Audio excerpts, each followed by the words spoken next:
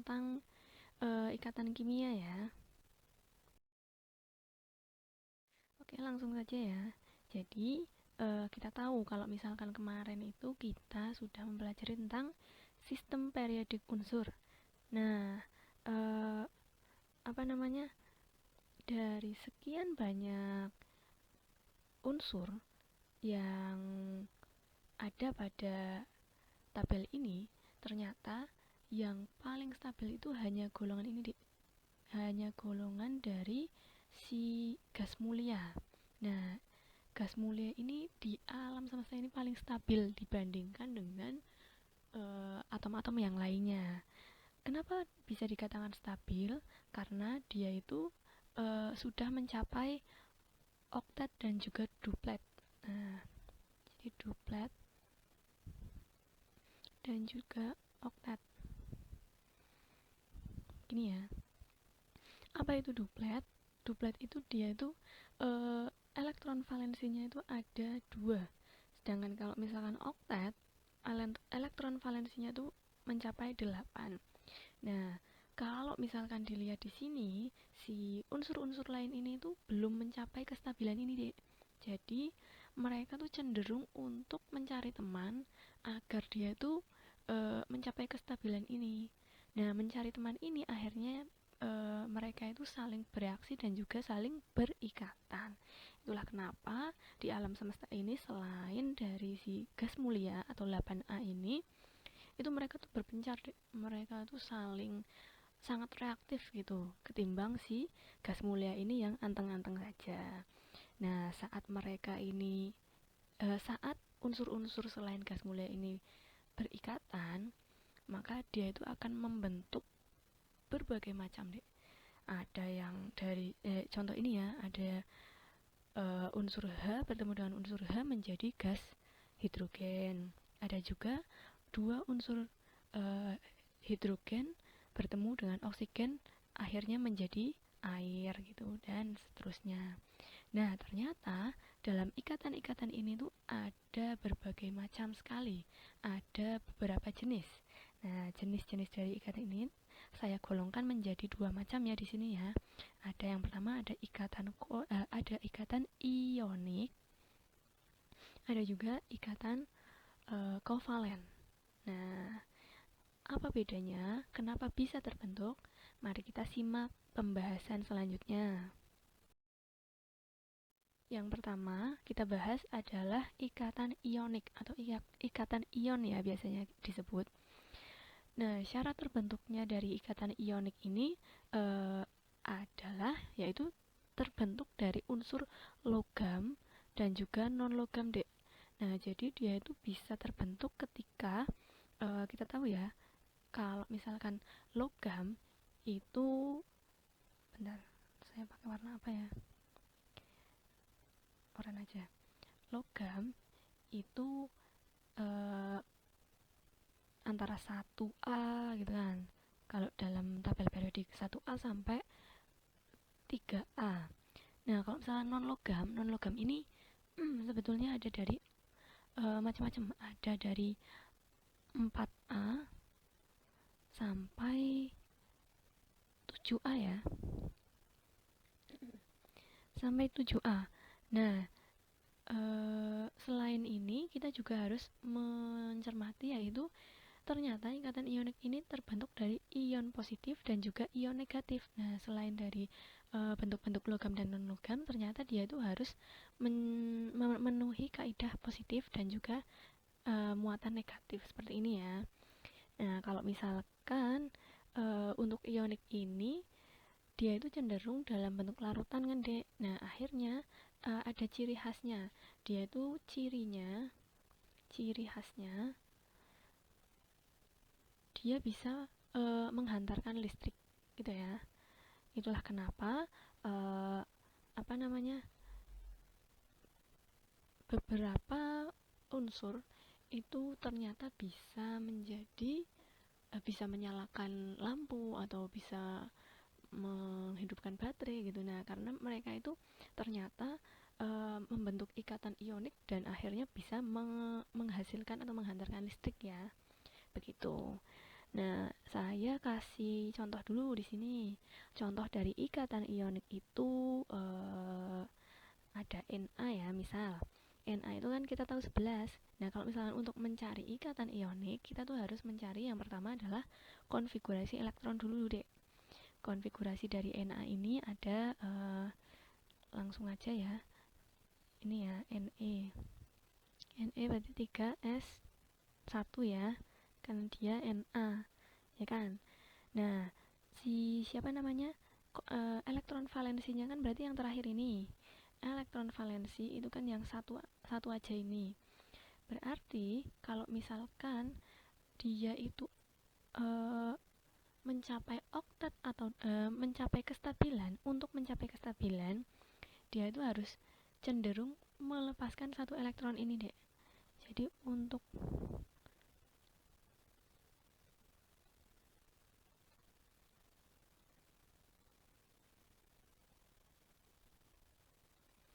ya kan, kalau misalkan kita jabarkan Ne itu kan 2 8, nah tambah 1 gini kan. Dia itu sudah sampai oktet ini, udah sampai 8. Tapi ternyata dia itu masih memiliki satu elektron di kulit terakhirnya.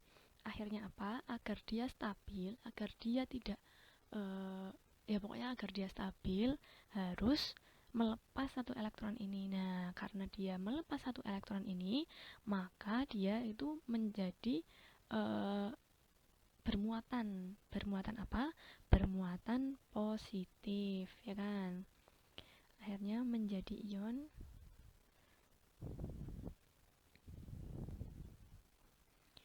dan bermuatan.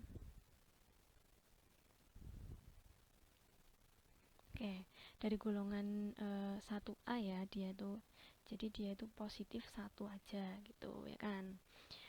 Dah, seperti yang kemarin kita pernah pelajari itu loh, Dek. Kenapa dia bisa positif, kenapa dia bisa negatif dari si tabel periodiknya itu. Ini ya, seperti ini. Nah, terus ada lagi saya contohkan si Cl. Cl ini berapa? 17 ya. 17. Jadi kalau misalkan saya bikin Ne lagi ya. Ne kan 10. Berarti 3s2 12, terus 3p 3p berapa? 12 5 ya. 5. Nah, di sini yang dihitung tuh dua-duanya, Dek. Jadi jangan cuma satu. Ini dan juga ini. Nah, berarti kan totalnya 7. Ya kan? Berarti dia itu harus uh, dia memiliki elektron valensinya itu 7. Untuk mencapai oktet, berarti dia lebih cenderung untuk mengambil satu dong, timbang dia harus melepas 7, ya kan? Lebih berat gitu, lebih berat energinya dia melepas 7. Jadi dia cenderung si 7 ini cenderung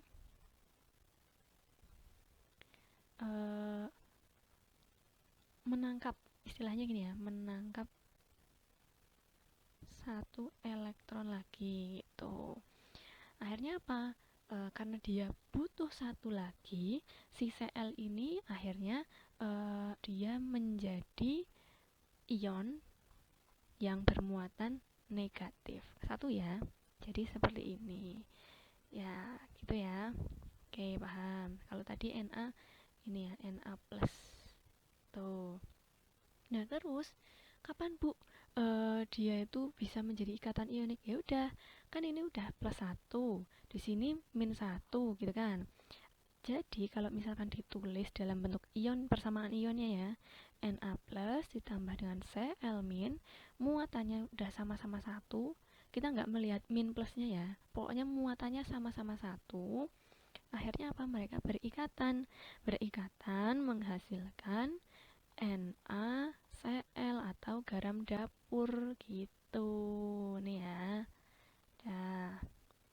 Oke, paham ya? Paham. Terus kalau misalkan ada contoh lain, misalkan dia itu enggak muatannya satu, Bu. Dia itu muatannya misal ada yang 2, ada yang 3 gitu. Ada yang 2, ada yang 1 aja deh. Saya contohkan, saya hapus dulu nih. Saya hapus dulu.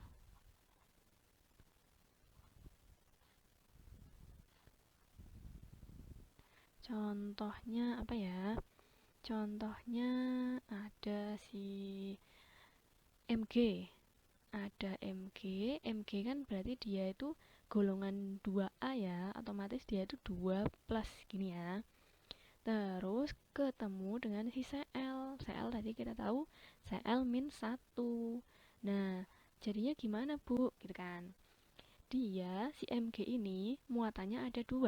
Kalau Cl ada 1. Berarti apa? Si Cl ini kita harus kalikan 2 deh. Agar dia muatannya sama-sama 2 gitu.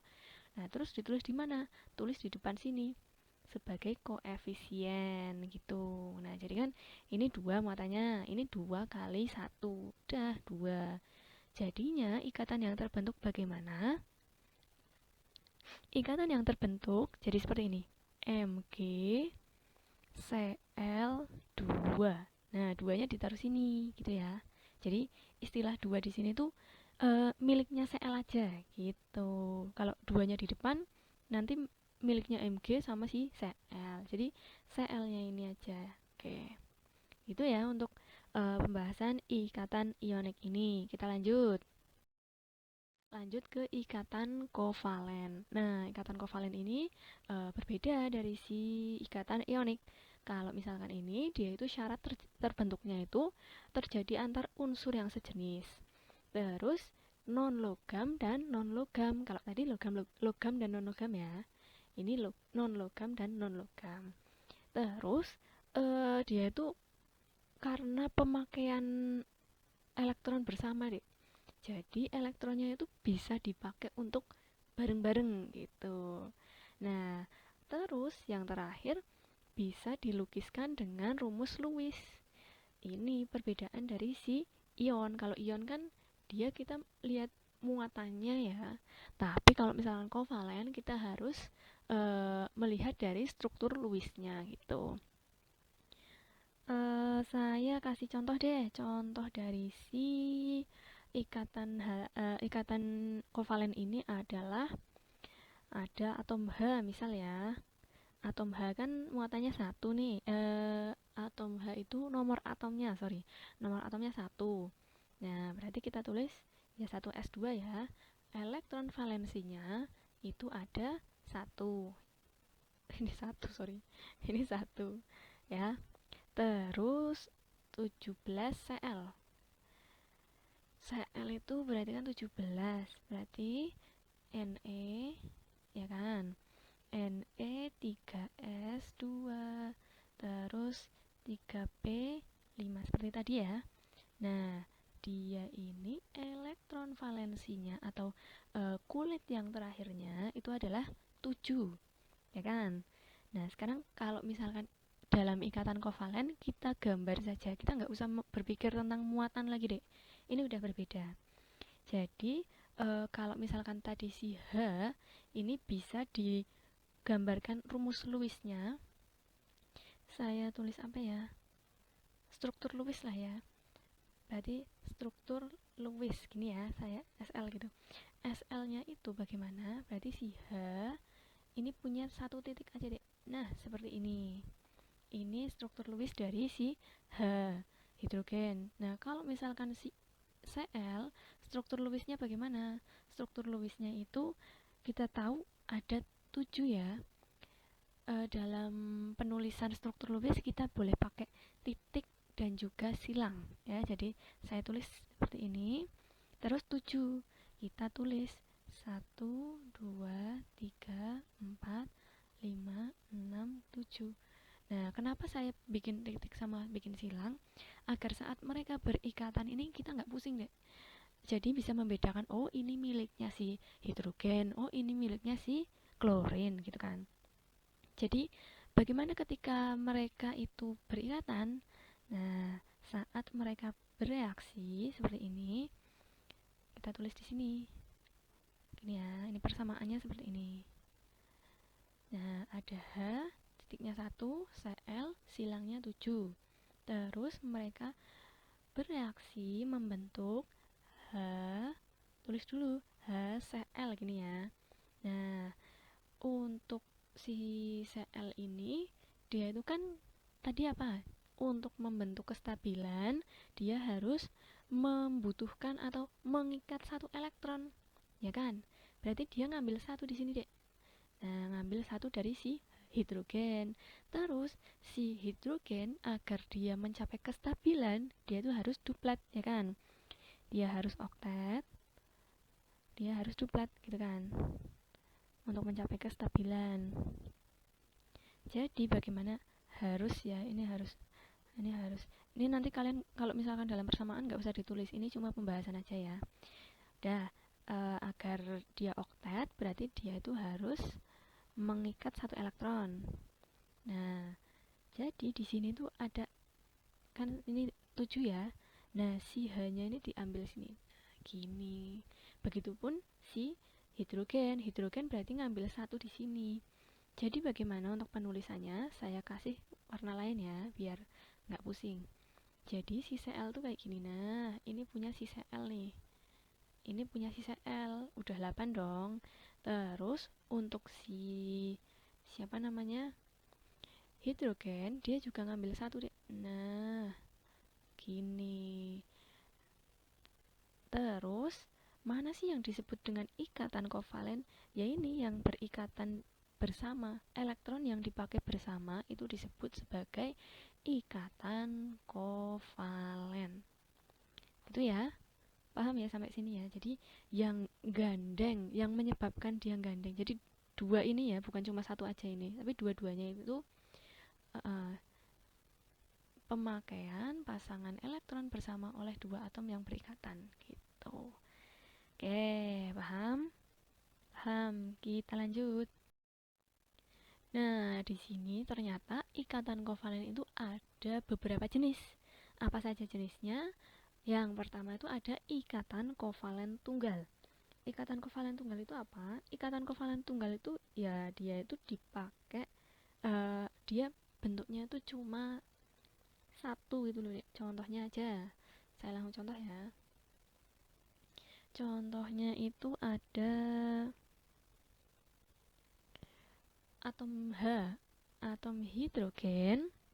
Saya kasih titik ya karena tadi satu bertemu dengan atom hidrogen juga. Ini contoh misal. Terus dia bereaksi menghasilkan ikatan seperti ini. Ini saya bikin sama aja nggak apa-apa ya karena biar kelihatan gini. Nah, ikatan seperti ini ada dua ini bisa digambarkan juga sebagai gini ya. Nah, jadi kalau ini dipecah, maksudnya ini strip ini dipecah itu sebetulnya dia itu memiliki, aduh ini nggak jelas ya. Jadi sebetulnya dia itu memiliki terdapat dua elektron ya. Jadi ini kalau dijabarin tuh ada titik-titik gini deh. Nah, seperti ini. Kalau misalkan digambarin secara struktur yang biasanya dilakukan itu langsung di strip ini aja nggak apa-apa gitu. Terus satu strip inilah yang dikatakan sebagai tunggal. Nah, ikatan kovalen tunggal tuh karena dia itu cuma terdiri dari dua elektron saja seperti ini, jadi dikatakan sebagai tunggal. Nah, terus contoh lain, contoh ada ikatan kovalen rangkap dua. Rangkap dua ini berarti ya udah nantinya akan terjadi rangkap dua di sini. Saya contohkan ada oksigen. Oksigen ini kita tahu ya, dia itu 6 kan. 6 misalnya gini ya. 6 ya. 6 terus dia bertemu dengan oksigen juga. Membentuk bagaimana ya kira-kira? Ini 6 6 6. Nah, ternyata ini kalau misalkan agar dia stabil butuh dua kan. Si yang satunya juga sama. Akhirnya apa? Mereka tuh saling menyerahkan kedua-duanya gitu. Jadi bagaimana? Jadi seperti ini.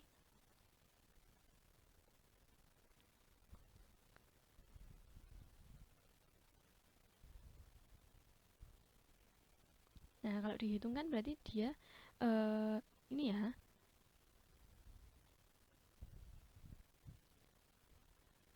Ini kan, nah, ini 8, ini juga 8 gitu kan. Nah, sama-sama oktet dan juga sama-sama oktet, sorry. Sama-sama oktet. Nah, kalau misalkan kayak gini, bentuk dari yang strip-stripnya gimana? Jadi, saya tulis kalau bentuk strip-stripnya itu ya udah kita pakainya yang di sini aja deh. Yang fokus di yang mereka berikatan aja. Jadi langsung dikasih strip 2. Itulah kenapa dikatakan sebagai rangkap 2 gitu ya. Lanjut lagi. Ada juga yang namanya N ya. Nitrogen itu 75. 5 berarti di sini itu kita boleh nulisnya gini 3, sini 2. Bu, penulisan urutan sepertinya gimana? Sebetulnya terserah kalian mau nulisnya sini satu satu satu gitu atau langsung 3 seperti ini nggak apa-apa, tapi biar memudahkan karena kita akan langsung mengikat 3, jadi saya nulisnya di sini aja gitu ya. Soalnya N ini bisa mengikat bisa menjadi kovalen tunggal, bisa jadi rangkap 2, bisa juga jadi rangkap 3, jadi macam-macam ya. Di sini saya nulisnya karena contoh dari rangkap 3 langsung bikin 3 gini aja ya. Oke. Nah, ini kan 5. 5 harus nangkap 3, ya kan? Ini pun sebaliknya harus nangkap 3. Jadi, gimana? Ya udah, langsung dibikin gini. Atau penulisannya boleh menjadi N strip 3 gini. Nah, gitu ya. Jadi perbedaannya seperti ini. Kalau misalkan ini dalam persamaan boleh ditulis sebagai O2 gitu kan. Nah, ini membentuk oksigen yang biasanya ada di udara. Ini pun juga dia membentuk nitrogen, gas nitrogen N2, ya kan? Ada dua, ini juga membentuk H2. Hanya ada 2 gitu. Jadi penjabaran dari unsur-unsur penjabaran dari senyawa yang kalian tahu ini adalah seperti ini awal mula terbentuknya gitu. Nah, terus yang terakhir ada kovalen koordinasi. Apa itu kovalen koordinasi? Kovalen koordinasi ini langsung aja deh contoh ya. Saya misal punya NH3 ya. NH3 ini sebetulnya sudah stabil ya. Namun dia itu bisa berikatan dengan ion H+. Nah, di sini ada H+. H+ tadi kita tahu H itu kan muatannya 1. Tapi dia itu dalam keadaan positif, Dek. Jadi dia itu nggak punya elektron. Nah, ternyata si H+ yang nggak punya elektron ini bisa berikatan dengan si NH3 yang sudah istilahnya sudah apa ya? Sudah stabil gitu. Jadi dia membentuk apa? Membentuk NH4. Nah, bagaimana bentuknya? Bentuknya seperti ini. Kita tulis N dulu, N. Nah, N kan ada 5 ya tadi ya. Kita tulis di sini. Masing-masing boleh kayak gini. Terus di sini ada 2 seperti ini. Nah, terus di sini ada H. H kan dia punya 1 ya. H dari yang ini. H. Di sini juga H. Di sini juga H. Gini kan. H udah saling duplet. Si N juga sudah mencapai oktet. Tapi ternyata dia bertemu dengan H+, ion H+. Nah, gini. Akhirnya bagaimana? Akhirnya ya udah si N ini saya langsung tulis pakai tangan aja ya. Gini, NH, NH. Gini ya. Nah, si H+-nya ini ternyata minta. H+ kan nggak punya elektron. Sedangkan dia untuk mencapai kestabilan harus mencapai duplet kan. Nah, dia tuh minta dua-duanya deh, minta dua-duanya ke sini. Nah, jadi seperti ini. Bentar. Minta dua-duanya ke situ, maka dari itu si ion H ini dia mencapai kestabilan karena dia sudah duplet, ya kan? Nah, terus mana nih yang disebut dengan ikatan kovalennya? ikatan kovalennya itu adalah yang di ini, yang ini. Nah, ini namanya ikatan kovalen, Dek. Ikatan, merah jelas. Ikatan kovalen. Nah, ini ikatan kovalen. Jadi yang terbentuk, yang terbentuk itu harusnya NH4 plus. Ada plusnya ya di sini ya, karena dia bermuatan. Gitu. Jadi ikatan kovalennya tuh yang ini, Dek. Pokoknya kalau misalkan dia itu nggak punya elektron, terus dia minta semuanya ke apa ya, ke senyawa yang sudah stabil, maka dia disebut sebagai ikatan kovalen. Gitu ya, paham ya? Oke. Sudah habis. Ya udah. Eh Cukup sekian dari saya untuk pembahasan dari ikatan ion dan juga ikatan kovalen. Kalau misalkan ada pertanyaan, silahkan ditanyakan ke saya. Oke, saya akhiri ya. Terima kasih. Wassalamualaikum warahmatullahi wabarakatuh.